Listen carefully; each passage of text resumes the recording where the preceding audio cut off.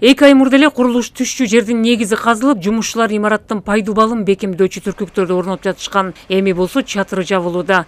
ГЭС өзү турчу жай болот. Объем алып, подпедаказын коюп, арматурасын токуп, уже эми колонналарын чыгарып, токуп атабыз. Буюрса иш жакшы болуп атат. Аз эле жумуш калды да. Буюрса 1-2 айда бүтүрөбүз го. Ал эми бул Бала Саруу КЭСиндеги негизги имарат курулушу толук бүттү. Электр энергиясын бөлүштүрүүчү түзүм болот. Алдыда жабдыктардын монтаждоо жумуштары калды. Бул жабык көмөкчөрдөн толугу менен бүттү. Азыр болсо ал жерде технологиялык жабдууларды монтаждоо иштери жүрүп жатат.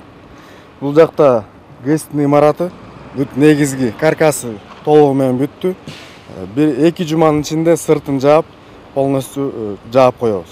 Андан тышкары диаметри 4 метр болгон суу түтүкчө, ал жалпы узундугу 300 метр. 300 метрдин ичинен 200 метрин биз орнотуп койдук.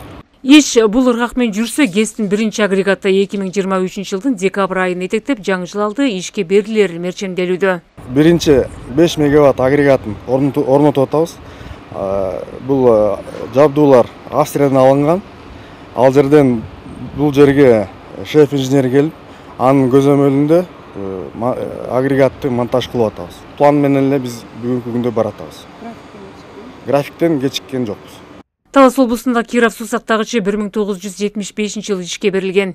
2023 жылдын башында бул жерде Бала Саруу чакан КЭСи курула баштаган. Долбоордо 25 мегаватт кубаттуулуктагы 3 гидроагрегаттуу жана жылына 92 миллион киловатт саат электр энергиясын өндүрүү күчүнө ээ болор көрсөтүлгөн.